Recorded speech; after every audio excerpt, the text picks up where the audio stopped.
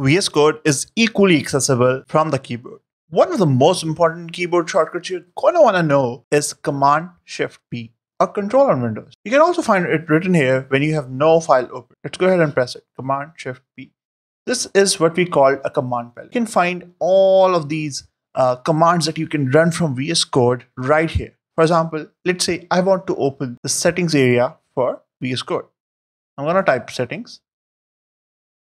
And there you go. And it can also do a fuzzy search. For example, remember when we changed this VS Code theme and we opened a color theme panel? So I can do C theme, and there you go. Preferences, color theme. So again, Command Shift P, and there you have it.